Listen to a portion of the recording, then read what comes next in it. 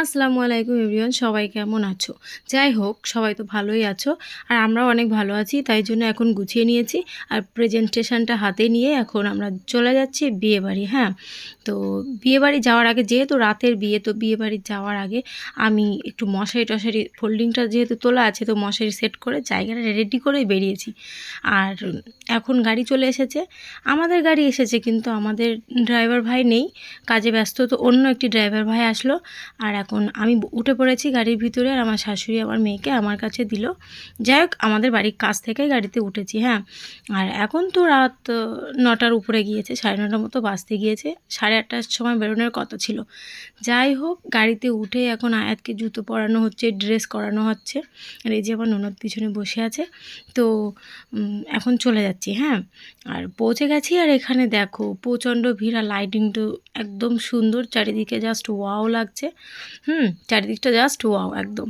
তো বর বউ ওখানে সত্যিই তো সেলিব্রিটি। আমি তো সবসময় বলে থাকি, যাদের বিয়ে তারা তো সত্যিই সেলিব্রিটি হয়ে থাকে। আর এখানে আমার ননদের সব ফ্রেন্ডরা ছিল, তো ওখানে বসে একটু আড্ডায় আর কি কথাবার্তা চলছিল। হ্যাঁ, আর আয়াত কিন্তু ঘুমিয়ে পড়েছিল আস্তে আস্তে, আর একদম মানে ফুল আর লাইটিং দেখে ও উঠে গেছে। তো কোনো কোনো শব্দও হলো না, ওর কোনো কষ্টও হলো না, আর ও কোনো কান্নাকাটিও করলো না, একদম চুপচাপ।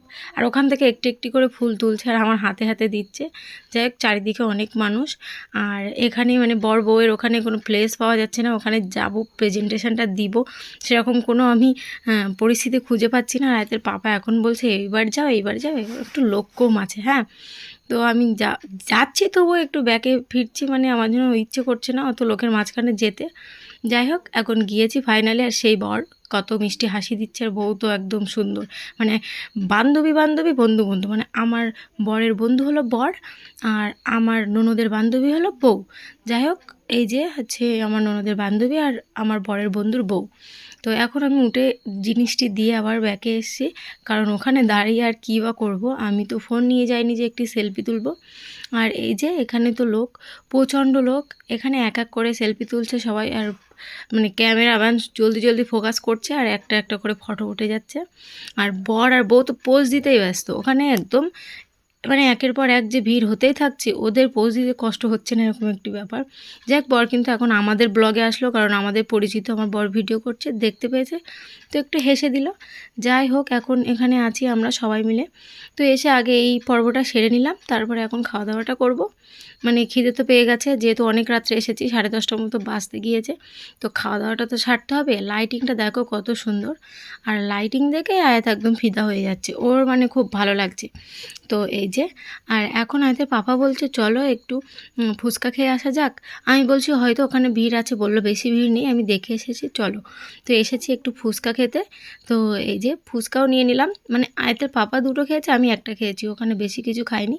আর লস্যি ছিল, লস্যি অবশ্য আমি খাই না, আয়াতের পাপা খায়, তবুও এখন খেলো না, কারণ এখন ভাত খেতে হবে। তো এই যে আয়াত এখন ফুচকার টক খাবে, তাই তাকিয়ে আছে দেখো কীভাবে, কিন্তু ওকে তো আমি দিব না, কারণ ও সর্দি লেগে যেতে পারে, অবশ্য অল্প অল্প সর্দি লেগে আছে। হ্যাঁ, তো নিজে নিজে আঙুল ডুবিয়ে খেয়ে নিল একটু। আর ডেকোরেশনটা তো খুব সুন্দর করেছে, বাইরে থেকে শুরু করে ভিতরে। আর আয়াত তো এখন তাই দেখতে ব্যস্ত, দেখো কত আনন্দ করছে আয়াত।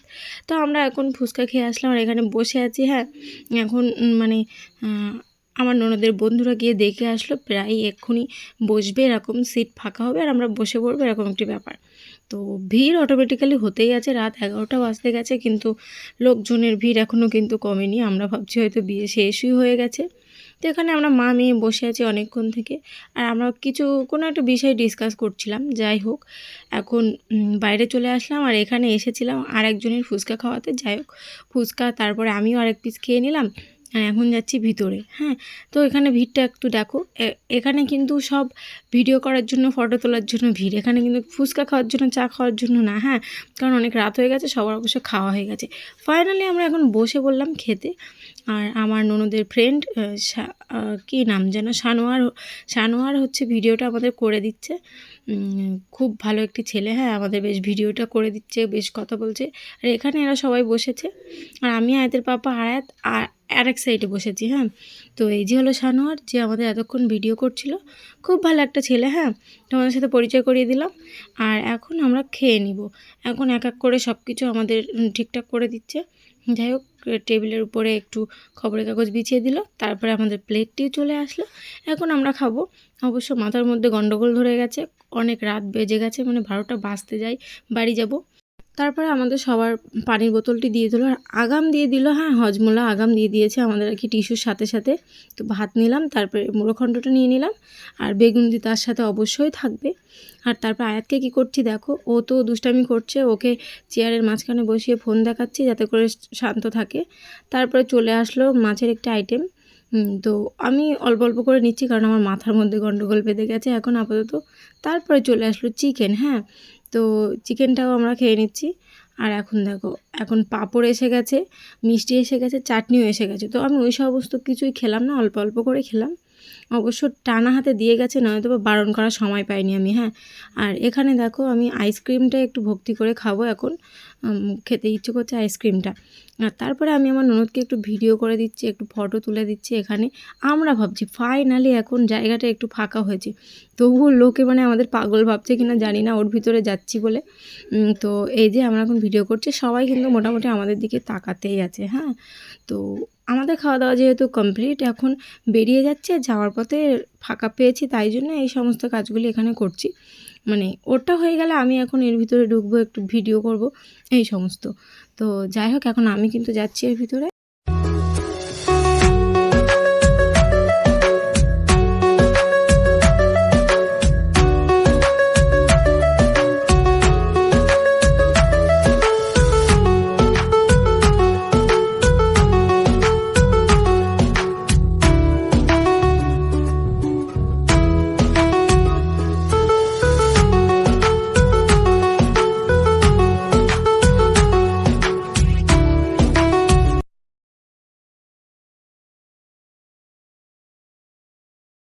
ফাইনালি আমাদের এখন সব প্রকারের ঢং করা কমপ্লিট। আর এখন সেই দেখো আসিফ ভাই এসে গেছে। যাই হোক, ভাইয়ের অপেক্ষায় ছিলাম, ভাই আসলে আমরা চলে যাবো এরকম একটি। ভাইয়ের বাড়ি যেহেতু কাটিহাটে, তো যাওয়ার পথে নেমে যাবে। তো আয়াতের পাপা আর ভাই অনেক কিছু গল্প করতে করতে সামনে এগিয়ে যাচ্ছে, অবশ্য ব্লগ সম্পর্কে। হ্যাঁ, তারপরে সেই দেখো আমাদের গাড়িটা এখানে আছে, আর ভাই ড্রাইভার ভাই এখন গাড়িটি রেডি করছে। একদম শেষের দিকে, যেহেতু একদম অন্ধকার আর খুব কম গাড়ি আছে এখন। তো আমরা এখন বাড়ি যাব। হ্যাঁ, অত্যন্ত ক্লান্ত হয়ে গেছে এরকম একটা। দেখ, এখন আমরা একে একে গাড়িতে উঠে পড়ছি। হ্যাঁ, আসিফ ভাই অবশ্য সামনে বসবে, আর আমি তো আগে উঠে পড়েছি, আর আমার ননদও পেছনে উঠে পড়েছে। আর এখন আমি আয়াতকে নিয়ে নিচ্ছি আয়াতের পাপার কাছ থেকে, আর আয়াতের পাপা এখন আমার পাশে বসবে। হ্যাঁ, তো এই দেখো আয়াত কতটা ক্লান্ত হয়ে গেছে, ও মানে আমাদের থেকে বেশি ও ক্লান্ত হয়ে গেছে, কারণ যাওয়ার সময় তো ওর ঘুমটা সেইভাবে হয়নি। এখন ওর ঘুম পেয়ে গেছে, তো ওর আন্টির কোলেও এখন ঘুমিয়ে পড়বে, এরকম একটি ব্যাপার। আর আয়াতের পাপা দেখো আমাকে নিয়ে একটু হাসাহাসি করছে এখানে। যাই হোক, এখন আমরা বাড়ি পৌঁছে গেছি, কিন্তু অনেক রাত বেজে গেছে, 12টার উপরে গেছে। হ্যাঁ, তো এই যে হলো আমরা বাড়ি যাচ্ছি। আর এখন গিয়ে দেখছি, মানে বাড়ি উঠছি, তখন দেখছি গেটে তালা মারা। তো ভাবছি শাশুড়ির কাছে কি কল করতে হবে, তারপরে দেখলাম না, শাশুড়ি মা উঠেই গেছে। হ্যাঁ, তো আর কল করলাম না, আমাদের তালাটা তোমাদেরকে একটু দেখাচ্ছি। আর ওই দিকটা আমার শাশুড়ি তো এসে গেছে দরজা খোলার জন্য। হ্যাঁ, মানে সাড়া দিয়ে দিয়েছে। আর বাড়ি ঢুকেই দেখো আয়াতের কী অবস্থা, ওর ঘুম এখন ভেঙে গেছে, ও কাউকে ঘুমাতে দিবে না, এখন ওখানে গড়াগড়ি খাচ্ছে এরকম একটা। আর আমি ওর পানিটা গরম করতে বসালাম, ওকে স্যালাড খাওয়াবো যেহেতু। তো এই যে আয়াতের পানিটা গরম হচ্ছে, আর গরম হলে ওকে খাওয়াবো। আর আমার তো বিছানা রেডি করে আমি গিয়েছিলাম বাড়ি থেকে। তো ব্লগটি এই পর্যন্ত। অবশ্যই ভালো লাগলে like, comment, share and subscribe করতে ভুলো না। দেখা হচ্ছে পরবর্তী একটি ব্লগে। ততক্ষণে সবাই সুস্থ থেকো। আল্লাহ হাফিজ।